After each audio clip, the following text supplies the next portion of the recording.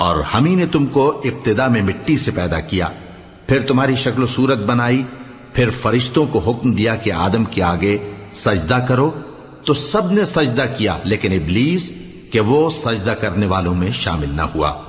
اللہ نے فرمایا جب میں نے تجھ کو بھی حکم دیا تھا تو کس چیز نے تجھے سجدہ کرنے سے باز رکھا؟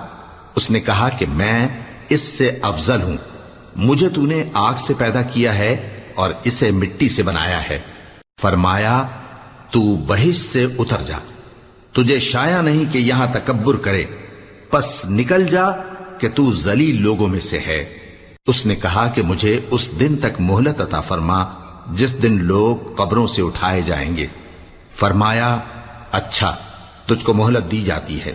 بولا کہ مجھے تو نے گمراہ کیا ہی ہے، میں بھی تیرے سیدھے رستے پر ان کو گمراہ کرنے کے لیے بیٹھوں گا، پھر ان کے آگے